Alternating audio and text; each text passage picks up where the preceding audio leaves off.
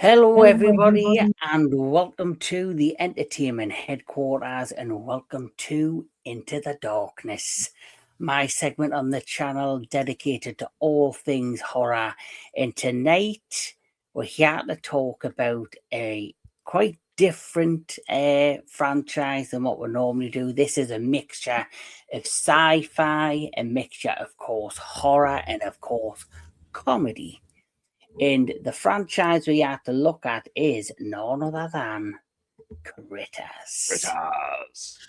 Yes, Critters. It's quite an interesting franchise. It's something when I first seen that as a kid, I was generally frightened.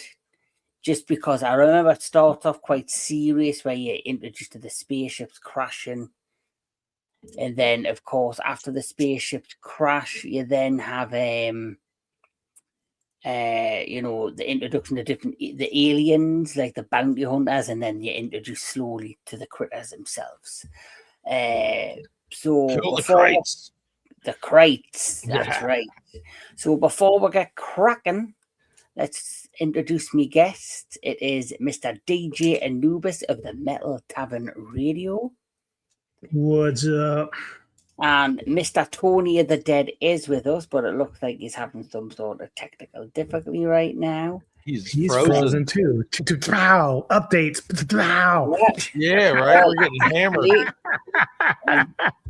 I've literally just had a message off Tony as we're about to start, and he thinks he's lost his internet. Son of a bitch. Oh, shnikes. So whether he jumps back on is another question. But we'll hold the fort for him until he does decide if he can return or not. Next, it's been a long time coming. It's our good friend from Metalomania. It is The Crypt. What's up? Thanks for having me, you guys. Yes, thanks for returning. It's been a long time. Overdue. Too long. Yes. And finally, Mr. Anthony Jordan of Anthony Jordan's Movies and Gaming. So, Brother Anthony. Yes. So we've got a good lineup of guests right now. So, like I say, let's get cracking and talk some critters. So, the Critters franchise includes American science fiction comedy horror installments consisting of 5 feature films and 1 television series. The original film was released in 1986 and received 2 thumbs up from Skettle and Elbert. And of course, there is also a web series called Critters, a New Binge. But we're going to focus majority now on the films. So we're going to start off with the very first one, Critters from 1986. So, Mr. DJ Anubis, my good friend, we'll start with you. Can you remember your first time seeing Critters? I don't remember the exact first time. It wasn't in theaters, but I probably caught it on Sci-Fi Channel or maybe on VHS or even DVD when it came out in the 90s. So like, or 86, excuse me, I'm jumping way ahead. So it probably was on VHS by the time I checked this out on TV and all that stuff. So I remember seeing the trailers for it on TV, of course, but it wasn't something that I ran out to the theaters to watch at the time. I just remember seeing it later on. Yes. The Crypt. Can you remember your first time seeing Critters? I do believe it was a part of that, every Friday night going to the Blockbuster. Well, actually, it might even, I guess Blockbuster was big then, but like, your local video store, that was that big wave of, you and your buddies would go get big bags of Doritos and big bags of Doritos, little bags of shitty weed, and a whole bunch of a stack of VHS tapes from your local video store to go home and watch horror movies all weekend. So I believe it was during that time frame, I remember it like stacked with the likes of like Attack of the Killer Tomatoes and all that kind of shit that came around that time. And and I loved it. Gremlins as well. Yeah. Well, there was that whole array of movies about small creatures. There was Gremlins and Ghoulies and Critters, and I'm sure I'm leaving out a dozen. But it was part of that wave. Which Critters, in my opinion, was up there. It wasn't Gremlins, but it was up there. Compared to some of the other ones. And I think Scott Grimes being the main character and being relatively near our age. Whenever a movie like that had the protagonist was a kid or somebody our age, you know what I mean? I think it got you a little more. I think it was something you could connect with a little easier. Yeah. Anthony Jordan? I don't remember the exact age. It obviously wasn't in the theater because I was born the year this came out, so a little hard to pull off there, but that's funny. I love the hat, brother. Cable, and the one thing I just remember, I thought the creatures were just really cool. Yes. Yeah. So for me, I was born in 1983. So because I was born in 1983, this came out, obviously, I would have been still very young.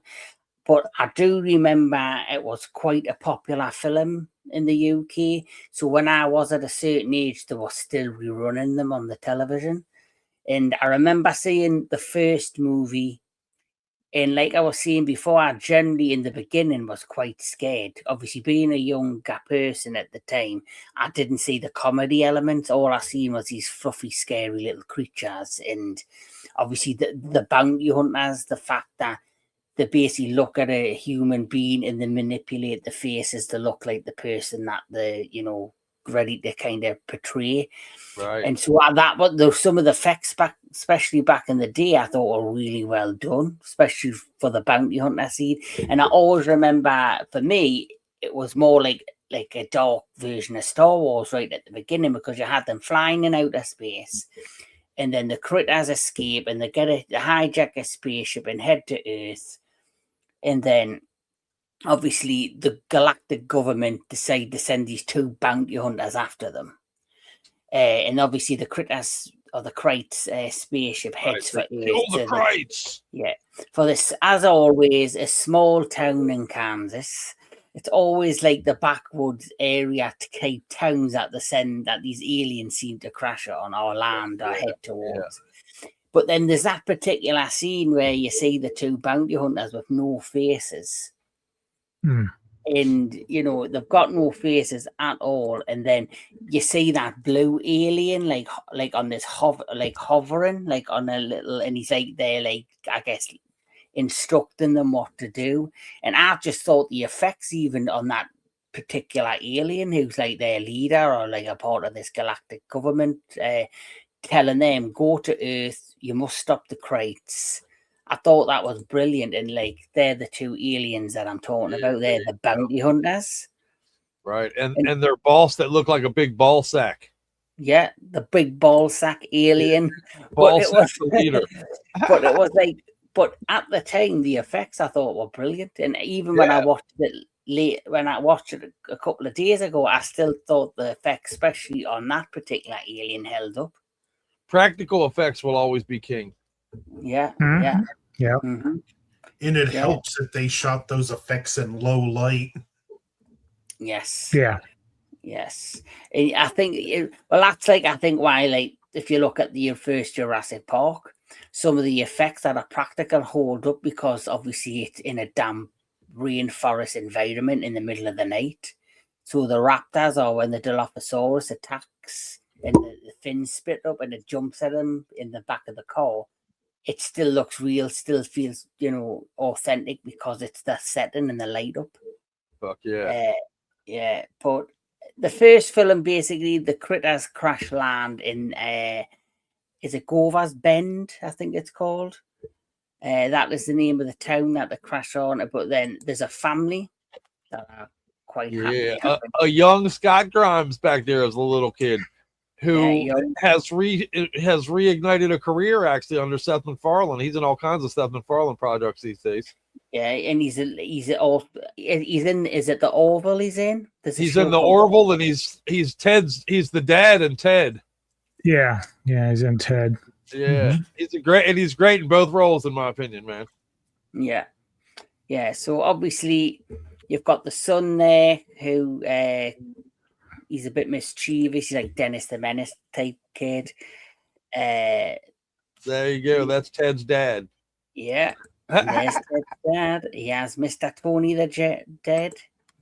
Welcome back, my friend. Tony! Hello. Technical. Fuck! God damn it! So technical difficulties. Just to lose the connection now. Well, it's fucking better enough for me. Crip's frozen again now. Is he?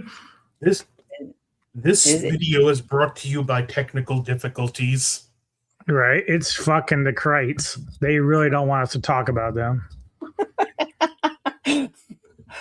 So we got Tony and Cryptus frozen. Oh man. Zip, Tony zip, zip, grab zip, that zip, one on zip, the zip. shelf and just have it like held up to his neck when the Wi-Fi cuts back on. Yeah. Tony's moving. Yeah, Tony's moving now. Yes. So, Tony, are you available? Can you hear me?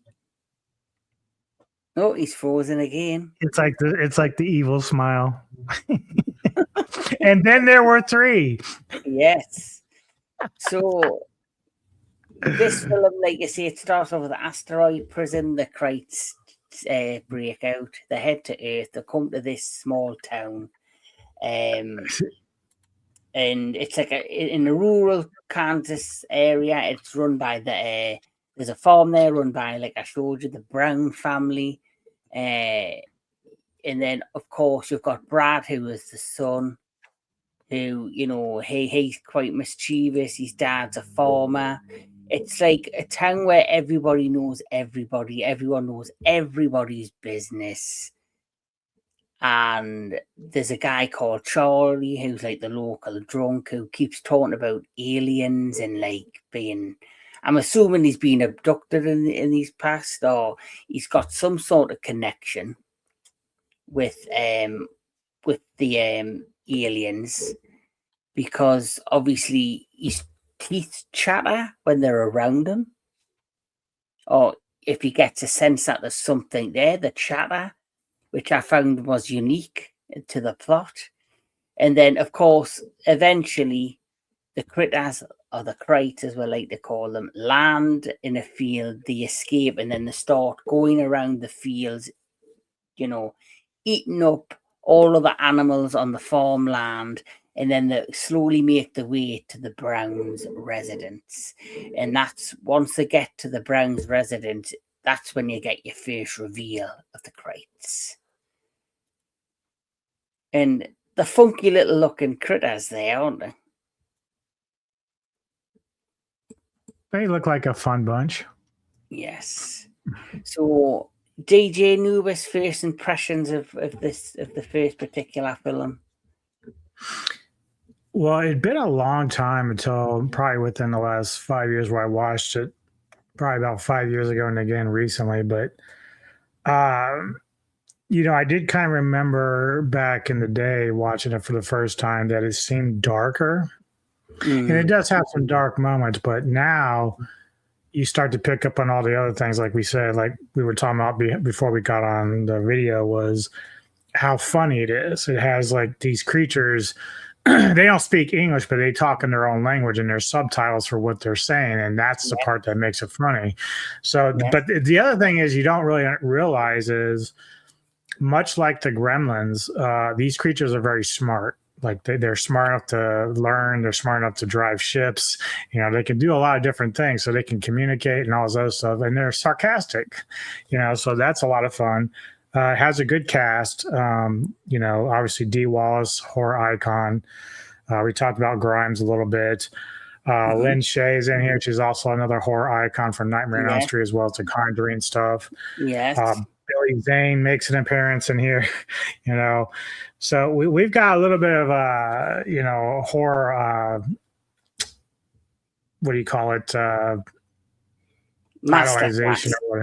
Yes, masterclass with legendary. Yeah, and actually, we'll see when we start talking about the rest of the series that we keep getting a lot of great actors from the horror genre inside this franchise. But yeah, the film itself is awesome. It's a lot of fun. It doesn't drag at all. It just keeps rolling and rolling and rolling. And the special effects are great in this. So yeah, I really enjoy this film a lot. Yeah, it literally rolls and rolls and rolls. Yeah. Yes. Yeah. So like you see, I said we're introduced. This is Charlie. He's like the main face of the franchise. Yeah. It's basically same thing happened in Phantasm, where the secondary character goes on to become the main character. Yes, he's like the main face who keeps on coming back, but for the majority of the franchise, he's not in the fifth movie, Critters Attacks, because apparently that's like a soft reboot of the whole franchise.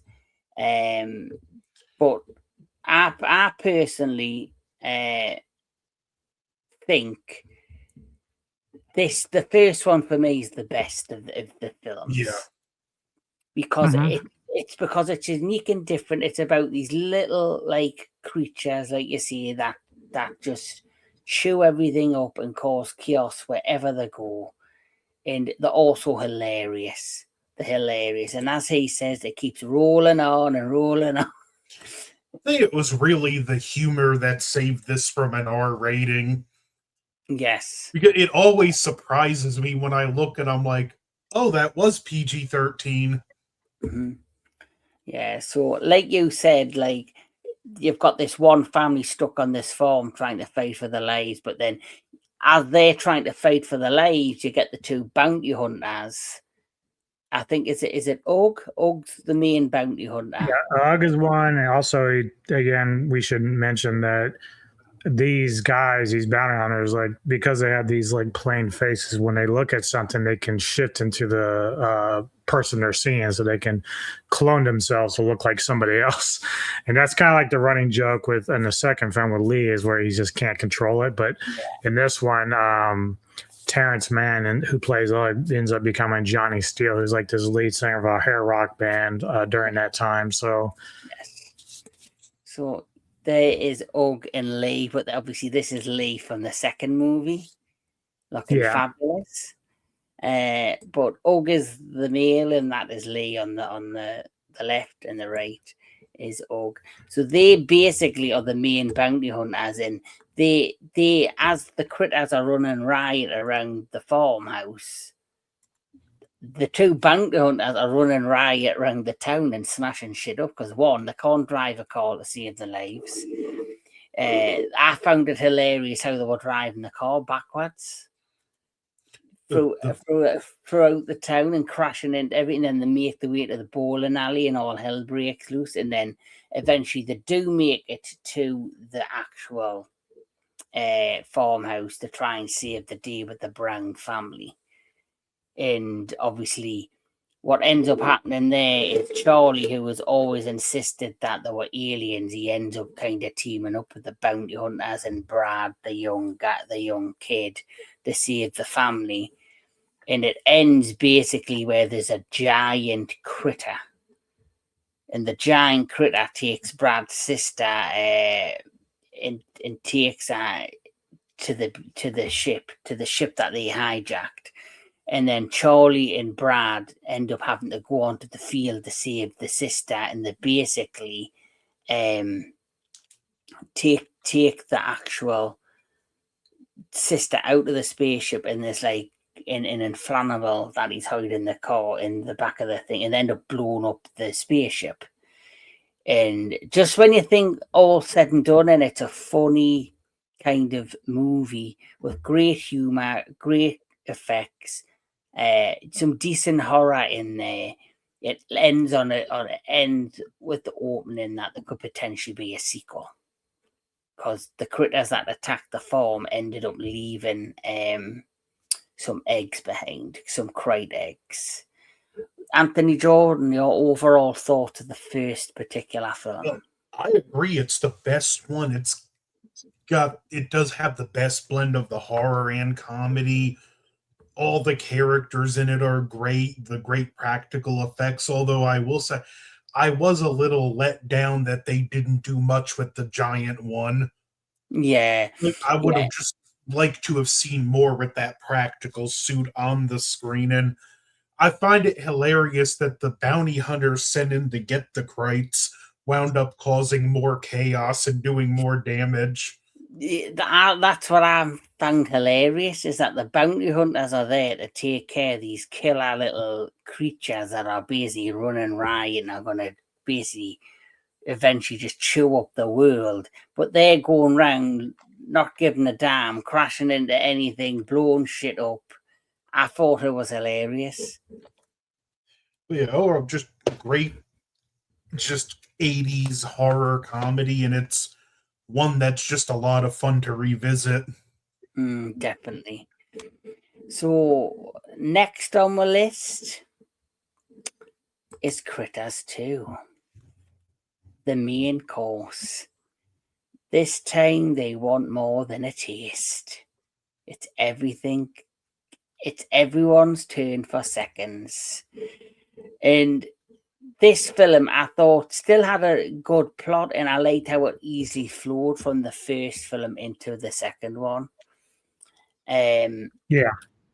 So, like, obviously, this is set, like, I'm assuming it's set, like, the year after the event of the first one. 4 years later. It's 4 years later. So, basically, what's happened is them crate eggs that were left behind are still dormant. And Brad ends up going back to the town. Oh, yeah, we go. It's Mr. Tony of the Dead. He has returned from the dead. So we're about to start talking about the second movie, but you give us, while you can, your opinions and thoughts on the first one. Oh, okay. But this is the first time I've ever watched any of these movies.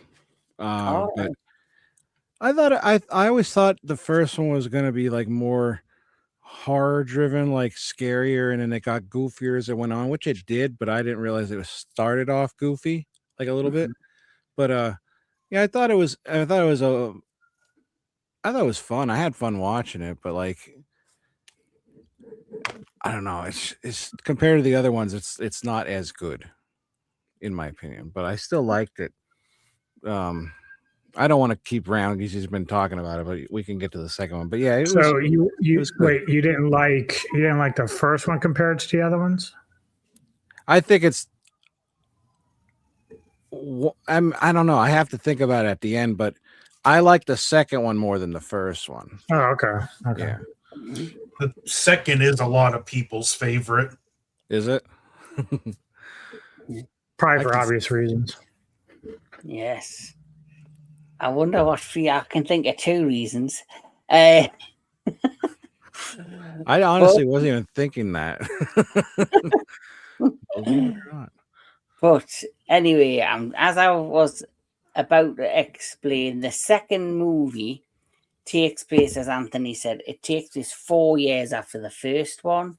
And the plot of this is where the bounty hunters who captured, of course, just thought they had got rid of all of the crates. One thing we never mentioned is that because Charlie has had a fascination with aliens, at the end of the first one, he actually boards the spaceship with the bounty hunters and ends up going with the bounty hunters out into outer space. So suddenly he's living his best life in outer space. He feels like he's got his purpose of what he should be doing. And then all of a sudden they get a message from this, the Galaxy Command by this other fucked up looking alien who I still think looks really cool. Yeah, I thought he looked great. And the special effects, the practical effects, I thought looked fantastic on that alien as well. Basically, what ends up happening is they get the message that all of the crates that they thought they had eliminated on Earth are still there. They've kind of been dormant for a while because and obviously they've become active. They're now starting to maneuver. So the bounty hunters are sent to Earth to take on the remaining of the new founded crates. And why were the crates found? Because some daft little prick punk decided to move them and take them to some guy who just tried to sell them to Brad's grandmother for the Easter parade in, I guess, Easter hunt celebrations over Easter. And obviously that activated them to become alive again or to, awaken. And one of the best kills, I think, on this, when the second time round, the first thing I will say about this is I like the fact that they added more critters, more crates, that they're not just in one area. The farm, they ran, roughshod across the town. They were eating everybody. One of the best scenes for me is where you've got the guy dressed up as the bunny rabbit. The deputy, the sheriff. the sheriff's dressed up as a bunny rabbit, and they end up going into his suit and basically ripping him apart. And welcome back from the dead. Correct. What's up, Gary? Sorry. It's all good. It's all good. We're in the middle of talking about the second one. I asked Tony his thoughts quickly on the first one. Do you want to give your quick thoughts on the first one before we continue? I broke it down pretty good, honestly. I think before I got cut off so rudely by my dickhead computer there. But I feel like the Grimes element, like I say, the kid element, when we were a kid, it came out in 85. I was 14, I think, at the time. So, a kid helming the movie was a big thing for us back in that age. And it really stands out for me as one of those, video store rentals, during that time frame when almost all of us took in most of our movies. It's very funny to me the difference in generations. Like nowadays, everybody gets everything streaming. They have no idea what it was to go out on a Friday night and hunt through the video store for something that wasn't already taken. It's such a different experience now. But that era, I think of so fondly. So I feel like people are missing out, I guess. But maybe they aren't. But maybe that's just me. But this movie stands out as one of those, those gems during that time frame, you know, that you rented and you took it home and it was like, oh fuck, this is a thing, you know. Yeah, I remember we had our own video store called Zodiac Videos, and whenever a new title had been in like say the theaters, it was finally going to hit VHS. You would go to see, oh, when such and such coming out, and they go, oh, it's coming out in 2 weeks' time, and they would have a waiting list. And if it was like a big film, say it was like say the latest Star Wars, they would put your name on the waiting list because there was that many people on this waiting list renting this movie. So you could put your name on the waiting list to be the next one to rent it. But say the movie came out in January, the waiting list could be up to May. Yeah, right. So because that Zodiac Videos might have only had 10 copies of one movie in the store. So obviously all 10 copies were getting rented out every week. We sound like old motherfuckers, but man, today's generation has no goddamn idea, buddy. And the excitement you would get to when you knew you could see the wait list and your name was getting closer to the top. Yeah, fuck yeah. And then your name got closer to the top. And then, Anthony, you've got a problem with your computer. It looks like a perspective of somebody's putting in a trunk. Somebody closed the trunk on them. Yep. The waiting list. So literally, once your name got to the top of the waiting list, you'd be like, "Oh, yeah, it's my turn." And I remember, I think it was one of the Indiana Jones films. I got right to the top of the waiting list, and what goes in to pick a copy up, and he turned on Crystal Skull. Yeah, and he turned round and he goes, no, I think it was the third one, Raiders of the Lost Ark. And he turned and he goes, we've only got 4 copies back because the other copies have been damaged or broken. So we've ordered some more copies, and then 4 copies had already been rented out. And I was like, no. We never had to do that for ours, but because it's like if you shit out of luck if you don't get it, but they had a little waiting list for if you wanted to buy it previously viewed. I remember doing that for Home Alone and Prince of Thieves. I had to get on the waiting list for that. I didn't rent it, but I remember when Gladiator came out on VHS, the Blockbuster at Freehold Borough, New Jersey.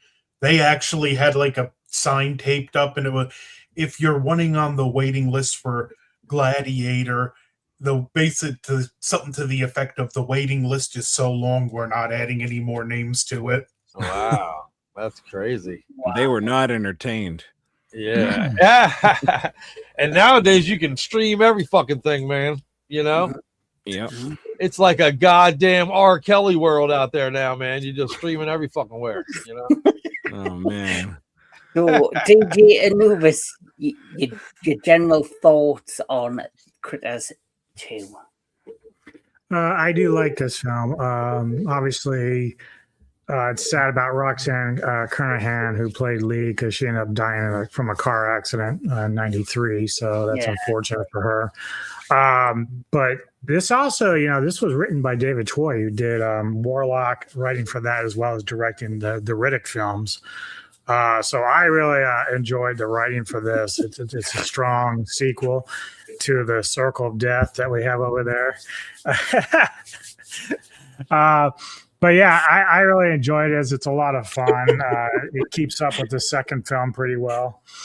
So that's where I'm at with that. I really enjoyed this film. Like, one thing I like about this one better than the third, it's got better comedy. Yeah. Mm-hmm. Much better comedy in this one. Kill crates. Yes. Anthony Jordan. Well, pretty much like Anubis, it's pretty good. Like I said, it's up there with the first one. I just don't like it quite as much. Does have better effects, and even though the movie poster spoiled it, the scene where they all form that huge ball together was just a great moment the first time seeing it, because I remember watching it as a kid and be like, how are they ever going to stop that thing? Like, I was just completely blown away. But while I do agree the humor is better, I kind of feel like they forcefully put the horror more to the back seat for the humor in this one. And why I love it. I just think the first one balanced the horror more, so I like that one, but still pretty good classic in its own right horror film of the time. Yeah. I generally feel, I don't know if it came out around the same time, but did it come out around the same time as Gremlins 2?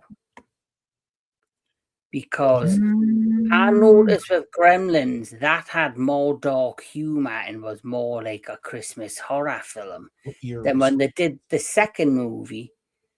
The second movie for me was more like a action film with Gremlins more, 2 came out 2 years later in 90.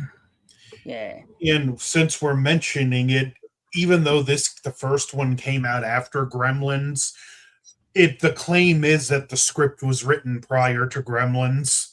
Yeah, a lot of people thought, I had read that the writer and the creator of Critters had been working on the story and the script long before Gremlins even came about. But then, because it took them a long time to get everything sorted, I think Gremlins came out before Critters. So because that came out and was a huge hit, everyone just assumed that they were copying Gremlins and that they decided to do like a space version of Gremlins, but who knows? But I generally think the two, that you can clearly tell the difference between the two. The two completely two different franchises and entities, Yeah, and definitely. Mind, that is something I wouldn't mind seeing. This Gremlins took a turn towards, yeah, there you go. That'd be awesome. Gremlins took a turn towards like family fun and entertainment, where Critters took a turn more towards the adult stuff. You know what I mean? Even like with this second movie, the decision to make the playmate and have her boob busting through the spandex. You know what I mean? That was a very conscious decision to be more adult with it. You know? Yeah. It was like soft adult humor for right. In the fast, like they showed like who's tatas on the big screen. That was not aimed at kids at all. Yeah, back then it wasn't a good horror movie unless it had boobies in it. Yeah. So, Chris, your overall thought on Critters 2? I like it as much as the first one, to be honest with you. I thought it kept that same vein. If you watch it back to back, it plays like one long kind of Critters movie, even. You know what I mean? Yeah. And it has that same feel for me and everything. It doesn't miss out. Like I say, if anything, they amp up the adult angle of it a little bit with the, when the Playboy magazine goes flying out of the back of the truck, you can tell, all right, well, that's setting something up there. You know what I mean? Something's that didn't happen just random. And then, of course, when the boobs pop out, you're like, all right, yeah, this is a good movie. I'm into it. Yeah, and I love that scene as well where Lee is standing. It might have been a video store, and it's the cardboard cutout of Freddy Krueger. And he starts to change, and he gets he's like, no, yeah. We can't afford to do that. Yeah. I thought that was brilliant. How that would have made it so much better if he turned into Freddy Krueger. Oh man, yeah. If they could have afforded that copyright, that would have been nice. That would have been hilarious. That was funny. That would have been hilarious. Was it the second one or the third one where Happy Gilmore's grandma shows up? That's the third one. Third one. Third one. Right, yeah, third one. I like that's how you remember her. Yeah, right. Yeah. So, Tony, your thought on the second one? Oh, this one, like everybody said, it definitely amped up the comedy, but I still think it kept the horror there. Like, I mean, even though it's more comical, like where the ball runs the person over and it's just like eaten. Like, it's funny, but at the same time, it's like pretty gruesome. So I enjoyed that. I did watch this back to back. So and Chris is right. This is like one long movie, but it's so fun. The ball itself is great, but the way they move them across the field, the way they can make them running was fantastic. And then where like they take off in the truck. Was it the first one or the second one they did this? I think it was this, I don't remember. That I thought it was plays this one. It was this one, and it was like they threw them. You could tell people were just throwing them down the hill, and then like they don't even cut the camera off in time. They just see them bouncing off the truck, and that it was just humorous, but it was funny, and you know, it is fun. I just enjoyed it. I enjoyed it. I liked it. I like it more than the first one, but you know, I think if you're gonna watch it, you should watch the first one with it. That way, it makes it even better.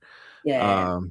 But yeah, I enjoyed it. I don't really have anything else to say. The way like you showed that GIF or GIF, however you say it, it's like the sexual innuendo with the guns coming out like that. Like that's like so great. Yeah. Yeah, right. That shit was great, man. Especially when she pops hers out, she even looks at it like, "Whoa, look at this fucking thing!" Right. I got one of those. Yeah, I love this. This is my favorite. I also like that they made the bounty hunters talk more in this. Bitchy. He gave him more of a personality. Yes, but I don't really like. I didn't watch this and think Gremlins at all.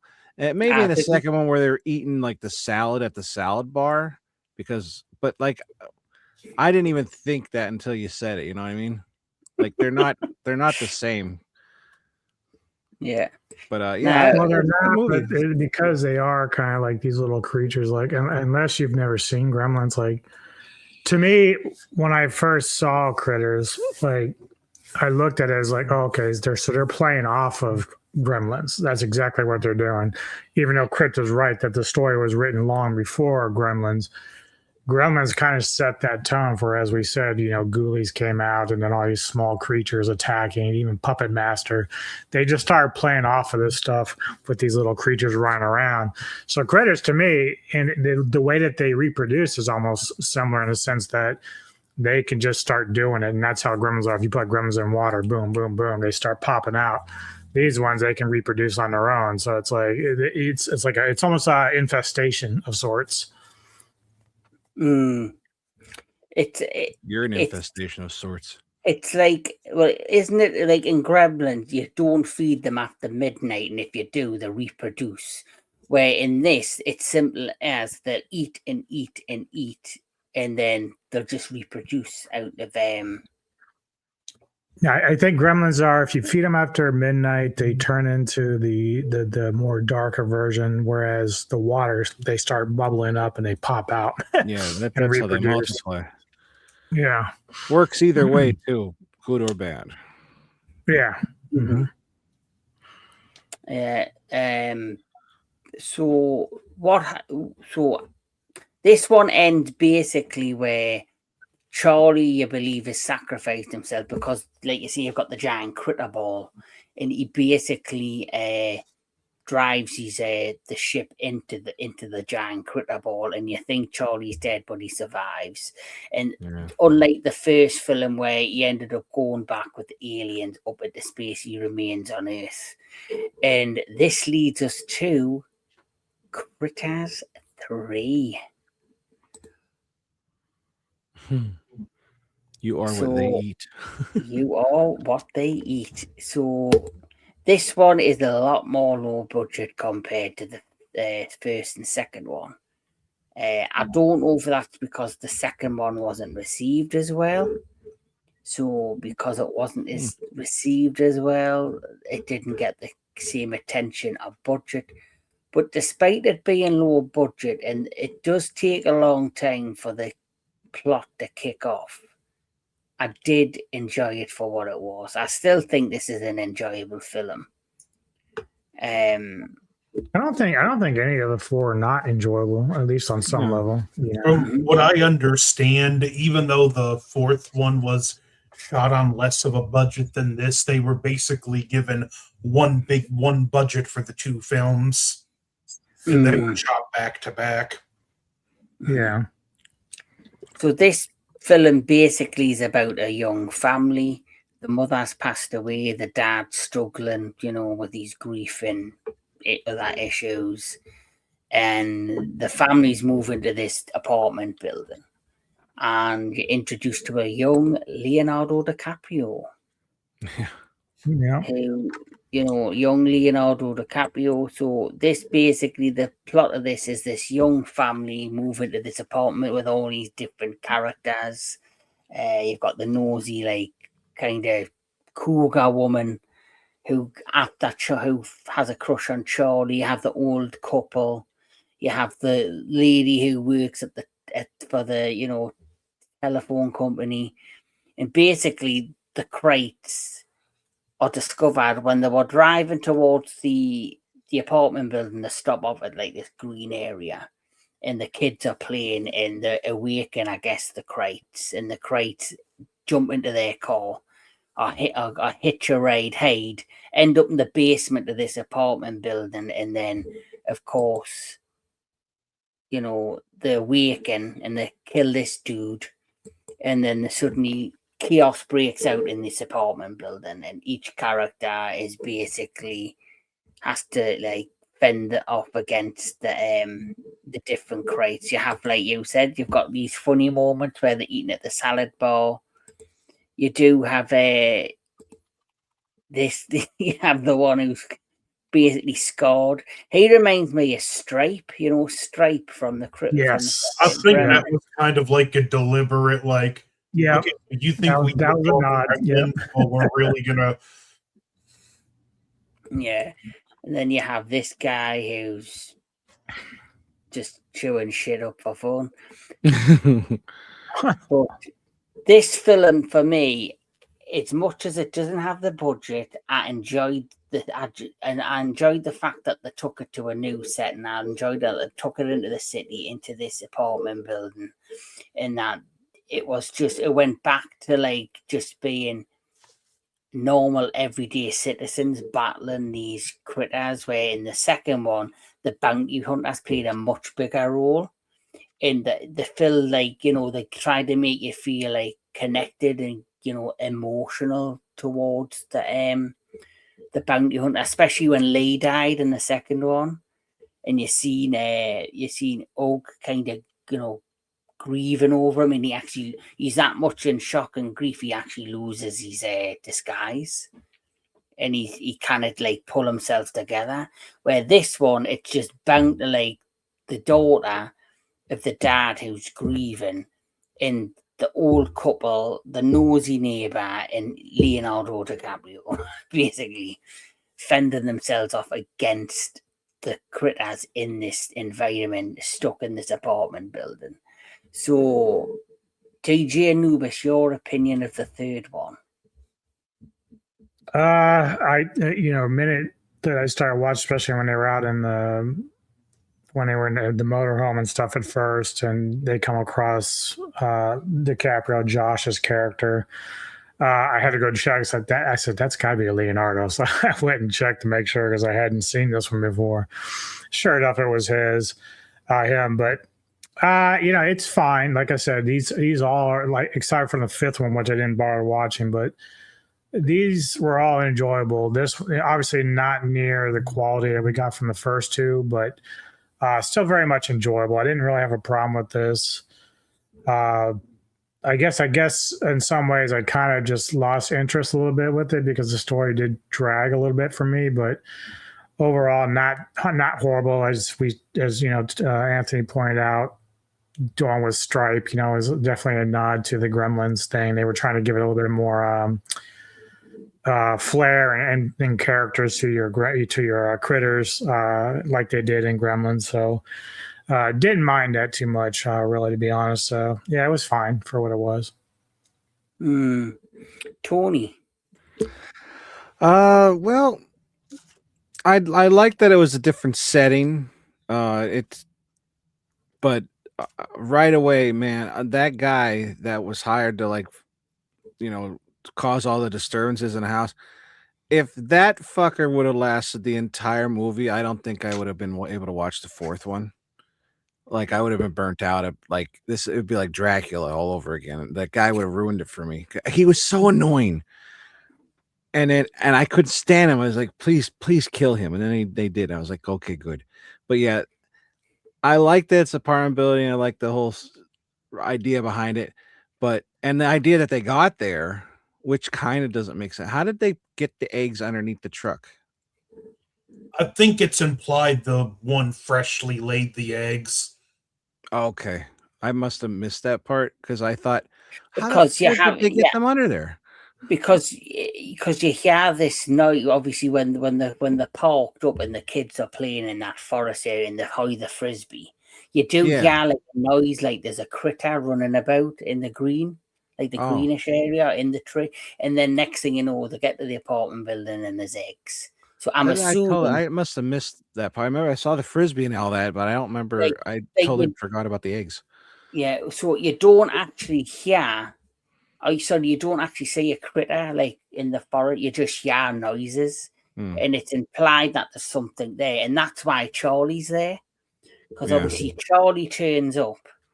Because Charlie obviously makes an appearance in this one from the previous one. Because he didn't die when he blew up the giant critter ball.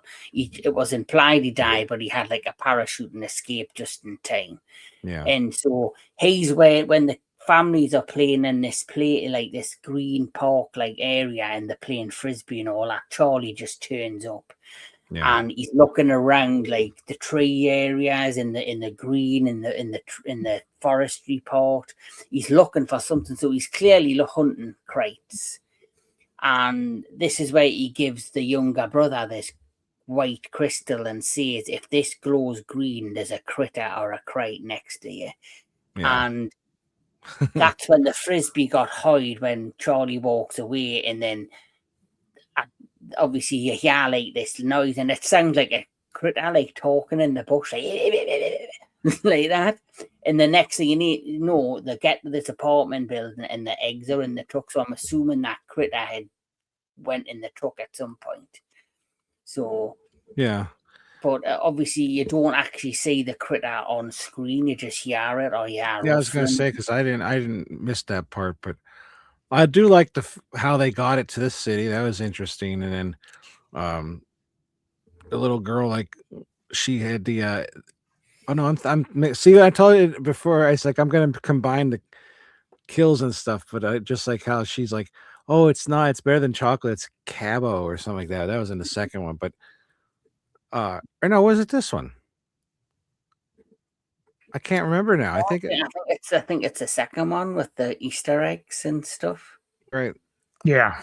Okay. I'm mixing Leonardo DiCaprio up with the redhead, and the redhead saving the girl on the little bike. I'm mixing them up, but yeah, it wasn't as which I didn't pay attention to it as much because, not that I didn't watch it, you know what I mean? Like the second one and the first one were way more enjoyable. It kept me, my attention span was there, you know what I mean? Like I was like drawn into it. I was watching it. I didn't pause it or anything. I was enjoying the movie. This one, it's kind of like, what time is it? Oh, I got a text. Let me look at it. You know, it was like, I didn't care if I really was looking at the screen the whole time because I just wasn't like into it as much as the second one. The second was so fun. But I did like certain things in this. I like how the critter at the bottom of the laundry chute revved up like Sonic and zoom, jumped up there and then like boom, hit its head. Like I enjoyed the way they get bigger in it, and you know, it's too like as they start off small and then they're like, you know, enough to get into a guy's asshole or into a guy's mouth, as we see later on in another movie. But I think that's the most gruesome kill since like out of all the critters, what happens to him in the space station. Yeah, that's pretty terrible. But yeah, I mean, it's not my, it's of the four of the in the box set, it's my least favorite, but it's still part of the series. It's worth at least watching. But it's not one I would want to go back to. If I had to watch any of them, I'd skip the third one. That's all I have to say about that. Yes. My friend Anthony Jordan. It's good enough. It's definitely affected by the budget, but I thought they used the budget effectively enough, and it was brilliant shooting it in an apartment complex and an apartment building even if the image is misleading and makes you think they're going to be on the loose in the city. Yeah. And I do like a high-rise apartment building as a setting for a horror movie. It was either a proposed script for Halloween 2 or 3. I can't remember which one that would have put Michael Myers in a high-rise building. And watching this makes me wish we could get that movie one day, because that type of building is just such a great setting for a horror film, where it can be in the middle of the city but still be completely isolated. The effects do a good enough job, and some of the humor in this is nice, like when they take care of the guy, kill the one guy who's having the apartment building sabotaged, and they're preparing him while watching a cooking show. Yes. But it's still, to me, it's not as good as the first two, but it's enjoyable enough. Yeah, I enjoy this one. I enjoy it because I like the different setting, and I like the fact that it still has the humor of the first two, but for me, this is more like serious in tone than the second one. Even because I felt like the second one they tried to do it more humor, where this they tried to bring it back to the serious and the dark and the horror, especially with the first kill where he's getting ripped apart basically inside of the in the basement, and then you've got like now and then you get a few of them getting hit by this the little shards that come out the net that the fire at them, the darts. Like there was a lot of like touch and go moments. Oh, is the son gonna die, or the elderly grandparent type, the elderly couple are gonna die? There was like loads of hints that potentially they were gonna die, and then of course Charlie saves the day. Again, good old Charlie. And I like how this film ended. How this film ends basically once again they decide to do something different and they finally take it into outer space. So the first two films set up the story of the Krites being these dangerous creatures that are just going to eat everything in the galaxy. So that ends up happening, and then at the end of the third one, just when you think it's finally over, the problem with the critters is over, Charlie at the end of this movie discovers a handful of eggs left, and suddenly this little alien intercom thing he has start beeping, and because it starts beeping, he then it ends on a cliffhanger that he's found these eggs and this thing starting to beep. And what does it mean? I will give him credit for this real quickly during that post-credit scene, because if you want to keep your audience engaged, that's what you do. Like they would show them doing something, stop, put the credits up, keep them going.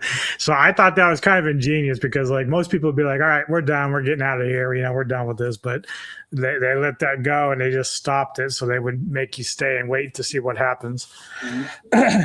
Like for me personally, if they did that and say a modern day Marvel film that way, instead of obviously Marvel, they'll do like a scene where they show all the actors in the movie's names, and they'll do a like a mid-credit scene. Then you've got to wait till the credits go up, and then they do the post-credit scene. And half the time, depending on the movie, sometimes the mid-credit scene's more important than the post-credit scene, and you feel like I've wasted all that time for that. Where if they did this, where they had a few little stops and starts throughout the credits rolling, I think I'd be more engaged. So I think it was something different and unique that you don't often see in film. And like you say, it got you engaged and it got you hooked. Oh, what's happening next? That was the hook. And that's the thing. If a film can hook you, probably you'll watch the sequel. Whether you think it's going to be any good or not, that's different. But you'll probably go out there and think, I'm going to check this out because I was that curious what was going to happen next. So this film, Critters 4, in space, they love to hear you scream. This film basically starts off where the last one ends, where the radio, the little intercom thing's been beeping, and it's from Ugg. Ugg answers the call, and he basically tells Charlie that there's a pod coming to Earth to collect the eggs that he's just discovered, because now, despite them being horrible little bastards that'll kill you and eat you and chew you up, the kraits are now classed as an endangered species, and in fact they're virtually extinct. And because of this code of, this galactic treaty and galactic preservation act, that's Ugg in the fourth Critters movie, who is now he himself is now no longer a bounty hunter. He's like a part of the Galactic Senate or whatever you want to call it. He's like a high up official. So basically, he's being promoted from bounty hunter to official of the Galactic Things Senate. change, Kevin. Things change. Yeah. Yes. So basically, Charlie puts the remaining eggs into this pod and also ends up getting trapped in it, and he gets sent up into space, and it's then cryogenically, I guess, frozen. It's frozen till the year 2049. I think that was the year. So nearly 53 years, which reminds us of 57 years for Ripley. Yes. So I wonder where they got that from. Yeah. So basically, this pod is suddenly then discovered by this space crew, and Ugg's character then says, contacts the spaceship, says, we're going to reward you if you bring this to this space station, this space base, and we're going to reward you handsomely, but do not open or touch the container that you have found. So what happens? You have this lovely crew. Yeah, you have this lovely crew that happens to be, full of amazing actors. We have, of course, Angela Bassett is in the crew. You also have Brad Dourif, aka Chucky himself, in the crew. There's some amazing talent. So that was a blast for me to see these amazing actresses and actors that I've admired for years. Just seeing Anders Ho from Subspecies in there was a fucking blast. I love that. I could have sworn we were talking about a movie with Brad Dourif last month. Oh yeah. Yes. Except that was in a third one. This is a fourth one. Yes. So you have this crew that basically they're meant to be going to get rewarded handsomely for the discovery of the container that's got the critter eggs in it. But then one of the guys isn't happy. He's decided, fuck you guys, I'm going to steal the cargo and get rich and jump in the spaceship and sell it, whatever's in there that I can clearly tell is valuable, and leave you stranded. Well, this is the result. That is the result of what you chose to do. So he opens the container, the baby kraits escape, and they ambush him, and one of them dives right down his throat and starts chomping him to bits. Which, for me, out of all the Critter films, that for me is the most brutal kill we've seen in any of the movies.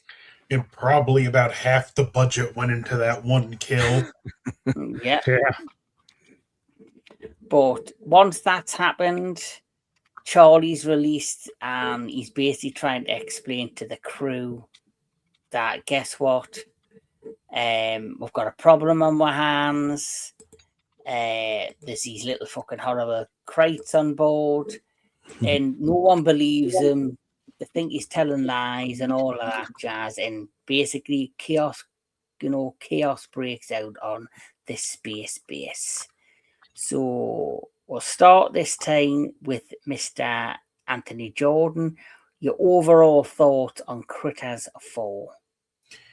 while not bad, it's also my least favorite of the first four. Like I said, it was something like they shot these 3 and 4 on the same budget, and you can tell most of the budget clearly went into the first film, and just for setting it in space, which makes sense because they come in space, they just sadly didn't have the budget for it. But that being said, the cast more than makes up for that. So it still has its fun moments, but it's also the way Tony said with the last one, how he was like checking the clock, checking his texts.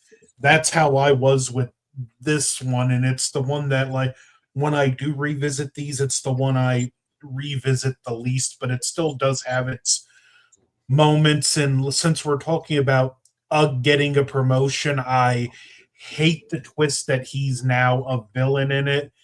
And I just, when I watch it, I just headcanon it as that's really not him. That's just another one taking the form of him to manipulate Charlie, because I just hate that so much. Yeah. Well, if they had a fifth movie, they could have done that. They could have twisted that round and made that the reveal. Like if they kept a fifth one within this storyline and like in this time frame and canon.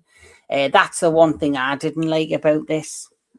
I didn't like the one thing I will say about all four of the first movies is I love it. It is kind of a consistent story, and it's Charlie's story.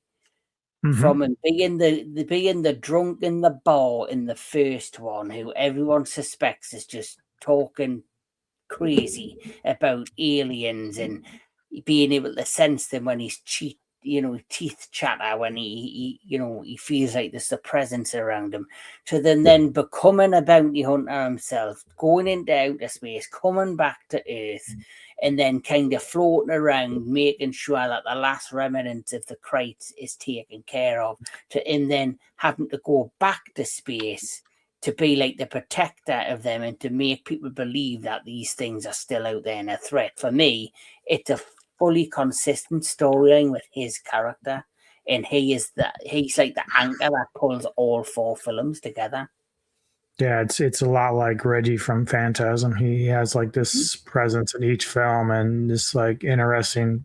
Even though his character isn't as strong as Reggie or some of the other ones we've seen in some of the other franchises, but he is the one constant. And personally, he's kind of like, as goofy as he is, he's kind of fun to watch. Like he's just a pretty good actor doing the job of a goofy, clumsy looking like bounty hunter, but he means well, you know. Yeah, he's heart's in the right place. Yeah. So next, Mr. Tony at the Dead. Yeah, I remember in the 90s when every horror franchise was cashing on the space, in space, and I'll admit I love it. Jason X, the Jason 10 is, I think it's great. It's so much fun. Leprechaun Agreed. Space I have to rewatch, but I don't remember really liking that one. But this one I had a fun time with. I like Brad Dourif in it. I like the cast a lot. Seeing the guy strong in this. Yeah, seeing the guy from Subspecies, I was like, oh, and I was like, the heck, the guy? And then I was like, yeah, it is. And he was like so different in this movie because, he wasn't so mysterious as a vampire. And now in this one, he's straight up scumbag. And the shower scene where I thought, wow, she's actually gonna like give in to him, like, hey, we're getting all this money from this thing, and then she just knocks him out. And if it wasn't for her doing that, they would all have been alive, because she broke his his ego. And but at the same time, I think Charlie's a lot to blame for all this shit that happens. Like, especially at the end of this movie, don't touch the button, Charlie. And I'm like, why are you gonna leave him there? He did the totally Stempy thing. Is like the red button. Don't do it. Yeah, and of all the buttons, a big red button. Fucking idiot. Charlie's pulling a Charlie. But I enjoyed the movie. I thought it was fun. I like seeing things in space. I like this more than some of the other ones, believe it or not. So Like, and also, since you're speaking of the space theme sequels that came out one after the Hellraiser, is it Bloodlines? Starts off on a space station. Yeah. And Brad Dourif's in that too. Yeah, he's in that one as well. I was just about to mention Brad Dourif's in the fourth one. Also, would it have really killed them at the end? They had enough time to have grabbed Brad Dourif's corpse off the ship and give him a proper burial instead of let him blow up with the station. Seriously. At first, I thought that's what Ethan was doing because he left to go back and look at the body. I'm thinking, is he still alive? That'd be cool if Dorff's character is still alive. But then the critter was out there, and then that was a nice kill too with the ice or whatever that fucking thing is he was using, the freezing thing. Oh yeah, yeah, that was that was pretty cool. And then he kicks it and it shattered. But I agree with Anthony though. The whole thing they did with Ugg is like it ruined it. That's the least favorite part of the movie. It's like, why did they make him like the villain? It would have been nice if a spin where he thinks he is a villain and then the real Ugg turned up and blasted the fake Ugg. Yeah, like I thought maybe this would be like a relative of his or something, or like at first, because he wasn't like acknowledging him. Like, I don't know who you are. Back up. But it's like, I thought he was your friend, you know, like my friend Charlie, like, and all of a sudden, just like nothing. Shit. You would think even if he was the villain, he would play into the fact he does know him and he emotionally, like, you know, tricks him into doing things for him on the station. Yeah, that would have been even, that would have made you hate him even more. But that was kind of off-putting, the fact he acted like he had no acknowledgement of him. Yeah, it does feel more like someone who read a file of their history and is just using it to his advantage. Yeah. And going back to Brad Dourif in space, also Alien Resurrection, we have to mention that one. Yeah. Like, what I loved about that is where he goes like that as an alien, and then it goes he is in that one. Yeah, and then that man loves space. And the thing is, what happens with him is he gets dragged through the vent down, he gets pulled through the acid line, and you think that's it, he's gone, and then he turns up at the end, glued to the wall, and he basically becomes the baby. They say like, I'm your daddy or something, or your mommy. And then he gets his head totally bit off. If Brad Dourif's in a movie and he's in space, he's not going to make it out alive. Apparently, I wonder if he just went into that like whole decade and said, "I'm just going to be in every fucking fourth film with space in it." I want to be in either all of it or just some of it. Yeah. But it has to be the fourth one, and it has to be in space. Yeah, exactly. That's right. Like, I'm surprised he hasn't done Chucky in space, to be fair, yet. Don't give me any ideas. Yeah. Well, apparently you're working on a new Chucky movie, so we'll wait and see. But that was the fourth one, which basically ends with the space station being blown up, and whatever left of the crates is left, and basically they're now extinct. So basically it ends the storyline with Charlie. It ends the history of the crates, the critters. They are now no more. But I think when it comes to like critters, because there's been lots of, you know, revivals of shows and horror franchises, there's still talks of rebooting the things like we've already covered. Pumpkinhead, I heard, they're talking about doing that again. They're talking about Wishmaster. Obviously, they also brought back they also brought back what you call it, Candyman. I'm not even fucking touching that. And then next thing, they decided to give Critters a go in 2019 with the latest film, which is a soft reboot called Critters Attacks. So I had to quickly skim through this film. I did find it, like I say earlier, and I didn't have time to watch it fully, but I did skim through it. And so basically the plot of this one is honestly the plot it's very similar to the first one. The critters come to Earth. They come to like a small town, and you've got like a teenager who's babysitting some kids, and the critters hatch and they basically go after this girl who's babysitting the kids, and all hell breaks loose. But there is a difference because I do believe they find a female critter. They decide to do something different. They decided to give the critter series their own little mogwai, their own little gizmo, and it's fucking rotten. I think that's more scary than a normal critter. That thing is giving me nightmares, people. The regular critters want to eat your flesh. That thing wants to eat your soul. So the female critter, the albino critter, is actually a critter queen. Oh. I don't understand how they have critters. Yeah, well, I guess you would be if you're the only one. The only thing I can think of is when the creators of this one say, we need to make this film different, but the story's too similar to the first one. The critters arrive on Earth, they arrive in this small town, they attack a young girl who's babysitting some kids. That's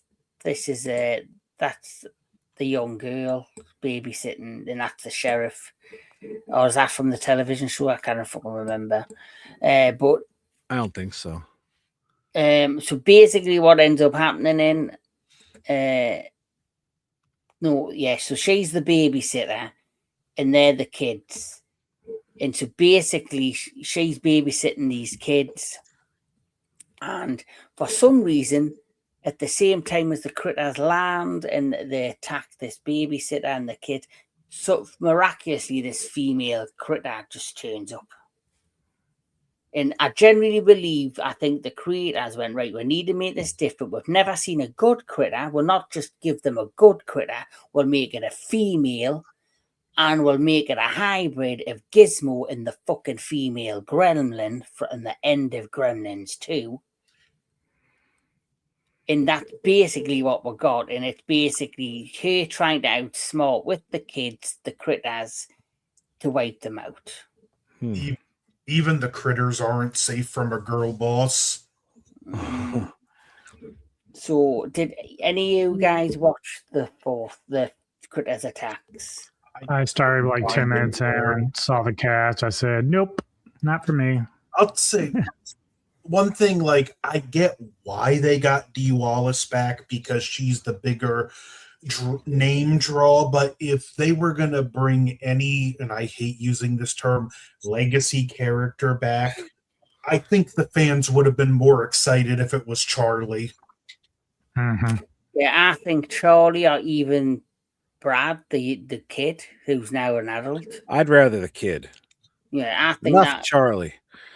Yeah, they could have done something and brought Brad back and say like he's like the doctor of the town or the mayor of the town, and people are talking about these critters. I remember that when I was a kid, but they're all dead now. They won't be back. And being like, make his character be like he's in denial at the back, and then when he finally decides, oh, I'm believing him, that's when he turns into the Brad that we know from when he was a kid.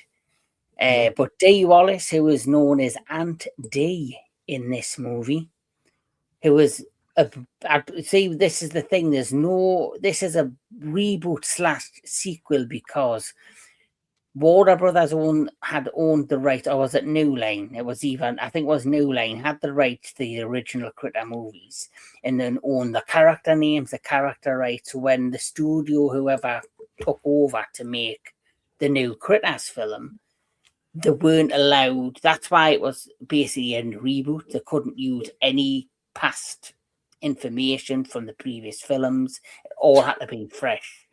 So, but they can have the look of the critters. Yes. That makes sense. They brought Dee Wallace back, and they said, right, the original idea was to bring her back as the mother from the first film.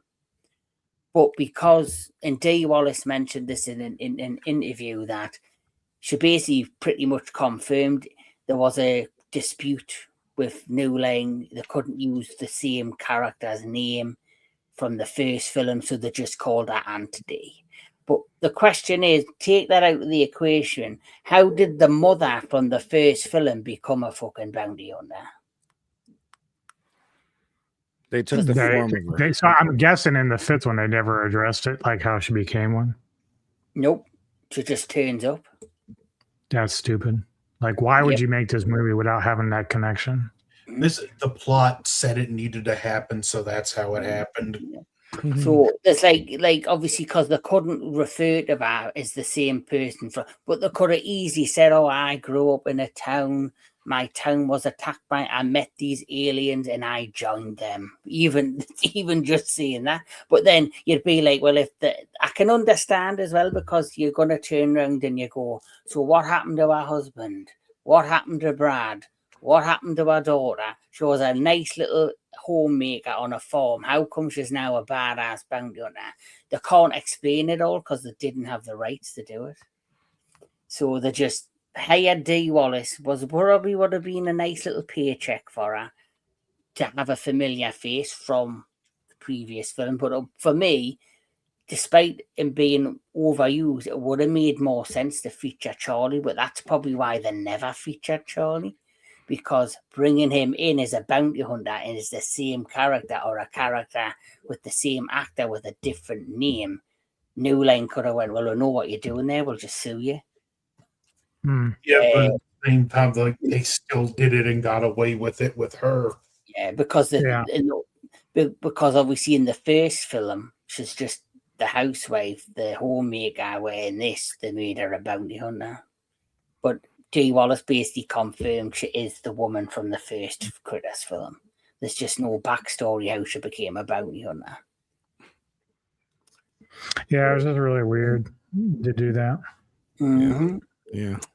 Well, like you say, they probably thought, well, if attach her name to it, it'll get people to buy the Blu-ray or buy it on streaming. And that was the setup for the show. Critters A New Binge, which is that Tony on the upper left? What, the one with the eye patch? No, the guy like with no beard. See, they didn't even know who you were talking about. Your joke sucks. There's a stupid twist with that kid. Yeah, this I did watch. I did see the show before, the whole thing. So it's like is it eight 20-minute episodes? I think there's 9. So I do know what the show, basically the story is, the critters come to the Earth to rescue, I think, something or to release something. I'll be honest, I can't remember exactly. I just know I remember in this when they talk, and now there's a hybrid with the kid, and the mother in it is from another previous. I think she said she was in another Critters movie, but I don't remember. I don't recognize. I don't see the cast. I don't know. I don't know what the cast is from. They were on drugs when they wrote this one. Yeah, this one is like super like for kids. Kidders. With 2 T's, kidders. Terrible joke. But he laughed and got it. And you did too, you fucker, so shut up. So this came out in July the 13th, 2019. And it was a straight home video release. And basically, like you say, straight onto streaming, yeah. And basically with this one, there's the reveal, like you say, the kid is somehow a Critters freaking hybrid. I don't know how that happened. And then obviously the Critters came to Earth to release something. So I don't know if they came to rescue their leader or something, and then it turned out to be the kid hybrid. I don't know. I haven't seen it, but I haven't heard a lot of good things about it. And I know it was left open for a second season, and it literally, thank God that didn't go there. Is that the same girl that was the babysitter in the one before? No, No. because the one in the babysitter in the previous one,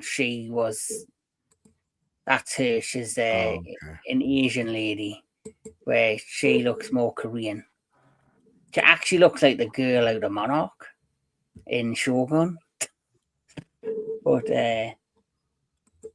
that's a lot, gentlemen. Yeah. So I'm going to ask this question. Would you want to see Critters return? Would you want another reboot? And if you did, how would you want the reboot? Let's start with Anthony. Oh, go ahead. If it's in content, it would depend on the continuity. Like, at least make the first 4 films count, and just actually put some time, effort, money, and just heart into making the film. But if it's just going to be more of what they did with Attack and the new Binge, no, I don't want to see anything else. Right. Tony. I mean, I agree with Anthony. Like, if they did it right and everything and kept it, but as long as it's more like the first 2 movies and not like the show, I think I'd be okay with it. But I don't know. I don't think we need one, to be honest. Yeah. And they're gonna put Charlie in it, and I don't like him. He's an idiot. Like, I get it. Like, he does mean well. He means well, but he's a fuck up. Anubis is plotting. The town fucking knew it in the first one, and they should have ran him out of town before that. Him and his fucking buck teeth should have jumped in the first rabbit hole he saw. Oh. DJ Anubis. Anubis could suck his dick if he wants. Do they need to remake it? No.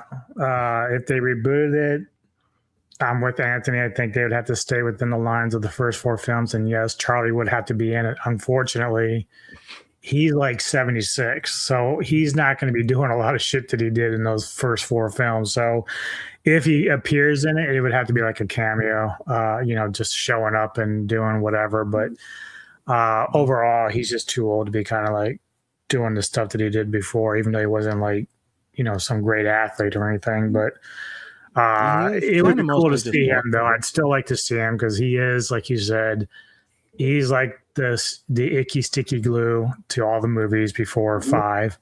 Yeah. And so if you're going to, like I said, if you're going to do Phantasm, you got to have Reggie.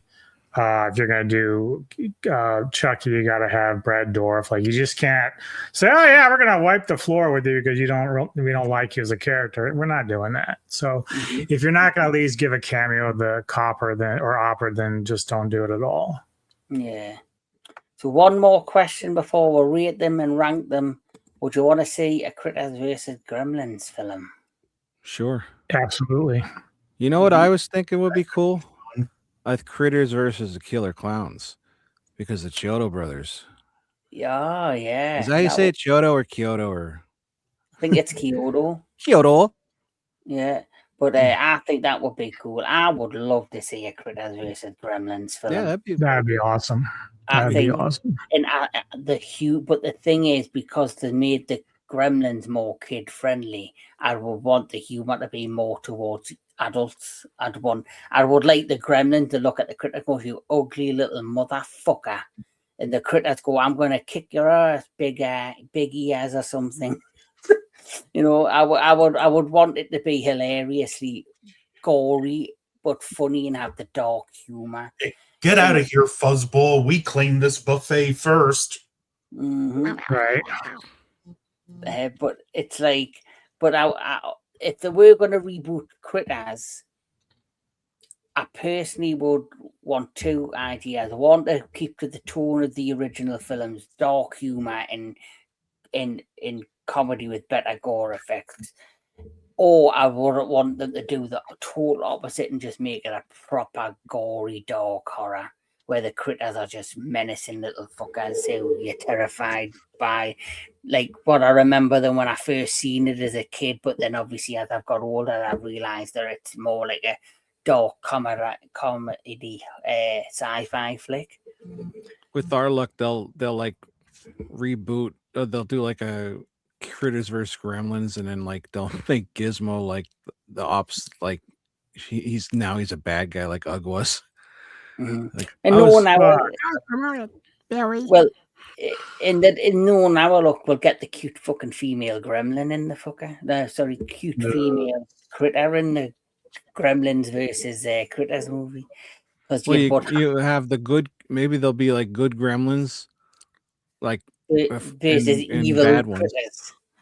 Ones. Never know. Maybe there'll be more gizmos, like more good ones. Mogwais, yeah. More, yeah. I call them gizmos. Yeah, but isn't that what the animated show? There's an animated show called Gremlins: Secret of the Mogwai, and I think there's a handful of good Mogwai in the Gremlins with Gizmo. There you go. Bring that world into it. Mm-hmm. Tony's a good imitator. Do the Mogwai singing. I can't really do the singing. I could say, "Bye, Billy." Shayna could do the singing. It's so good.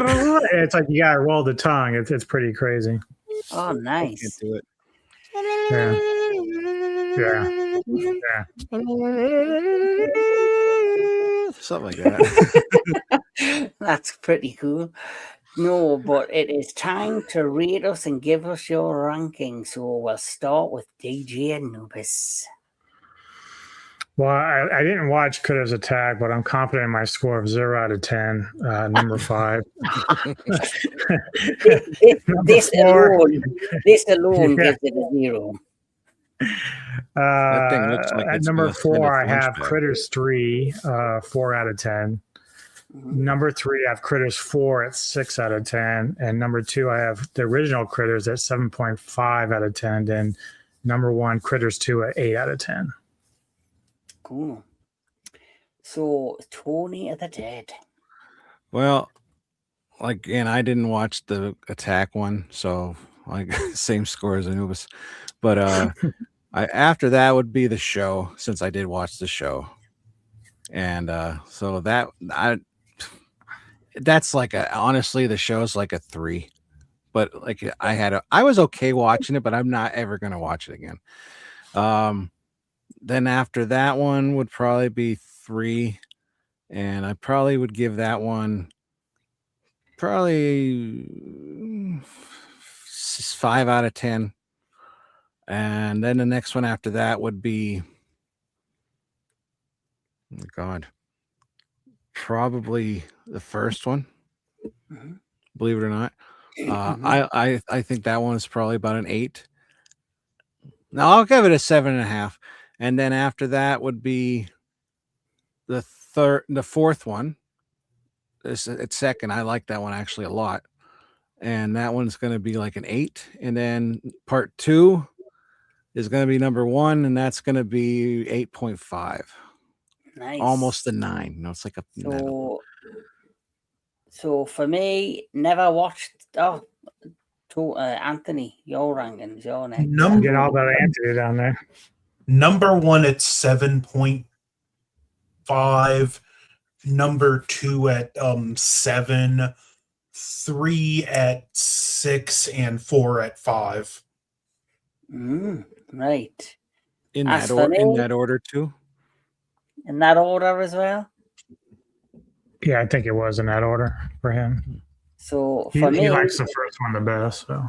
Oh, okay. So never seen it. 0. This one, because this thing fucking terrifies me. It's getting a 3 out of 10, and I haven't even seen it. But I know that thing looks like it's going to ask to see the manager. Yes. For me, this will be the next one. I'm going to give that a 5 out of 10. Then this one, I know you like the fourth one better, but I quite like the third one. I think the third one's just as good. That's going to get a 6 out of 10. The first one, that's next. That's going to get an 8 out of 10. And the second one is going to get a 9 out of 10. And that is my top pick. So yes. So despite the technical difficulties, we have had a blast. We finally, got to the heart of these movies and, talking about them. I'm quite satisfied with the end of them, and so is he. He's quite happy we've talked about his magical career. But coming next on Into the Darkness on the Entertainment Headquarters, we're just doing 2 movies. It is the first in its sequel. It is The Sinister.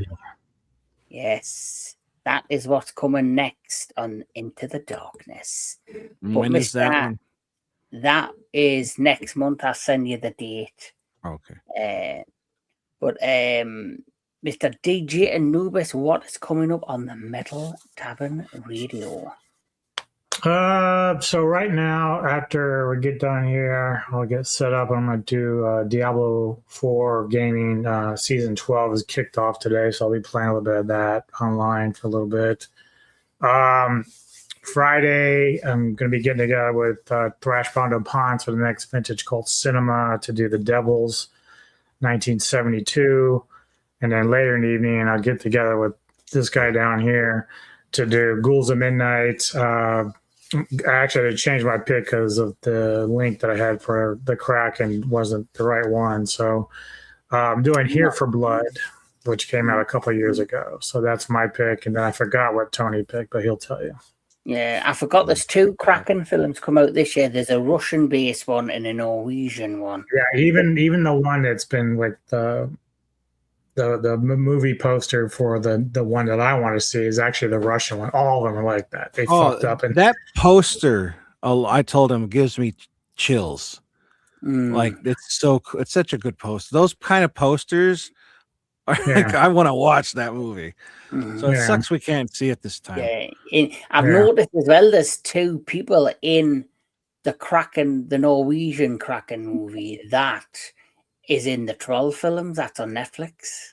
Yeah, like the 2 lead females that are in the Troll 2 are in the Kraken, the Norwegian one.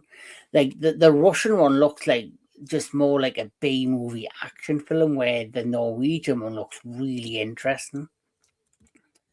What about you, Mr. Tony the Dead? What's coming to your channel apart from Ghouls? Anything else? As of right now, no. Shane and I are in talks of like doing like what we used to do, like, just reviewing stuff. Because what the hell did she want? She wanted him to review something. I can't remember. It was some body horror thing. I don't remember. But I'm gonna talking about doing that as long as now that it's nice out. It's starting to get we have fake spring right now, but it's been so amazing. I hope it stays like this. It's probably I'm gonna do more things, I guess. I don't think I'm gonna do out and abouts, but maybe I'll like once in a while do a review here and there. I don't know. I don't have either no time or energy, or my mind is just on one thing. And I don't know. It's a whole lot. My brain hurts. But yeah, my pick for this week is The Greenskeeper from 2002. That's right. Mm-hmm. Yeah. And I never saw it before. And I remember watching the trailer for it. Somewhere I saw it, and I was like, "Ooh, I'm gonna watch this." And this is before Ghouls, so I've had this on my radar for a while, and I never even seen it. So yeah, I guess I think it's like a golf course slasher horror movie, so it should be fun. Nice. Yep, that's about it. Anthony Jordan. Well, no promises, but I'm going to try and have some kind of Friday the 13th themed discussion up this Friday. as for that, channel's kind of on a hiatus now. Like, year got off to a rough start, and just when I was trying to ramp up again, something happened. So just keep on the lookout. When something goes up, it'll be up. Well, we'll keep everyone posted when it does.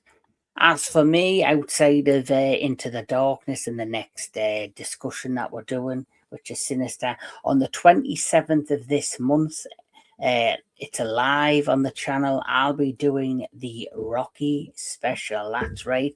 Talking all things Rocky, all the Rocky movies. If anyone of you guys would like to take part in that. And then I'll be joining on the 28th of this month. I'm joining Jedi Granville as we're talking about the 70th anniversary of, I think it is Forbidden Planet, which is a very old school I think it's 1950s film. I think I've only ever seen that film once, but that's what's coming up with me. So despite the technical difficulties that we had at the beginning of this discussion and sorry about that. It cannot be helped. Shit happens. I've still had a blast. I love doing Into the Darkness. I love all of these guys, right? Yeah, they're close friends, the fellow content, and guess what? They're fucking cool people. So please like, share, and subscribe to every single one of these guys' channels. This has been Into the Darkness. Keep loving your movies. Keep loving all things entertainment, and we'll catch us all at the next one.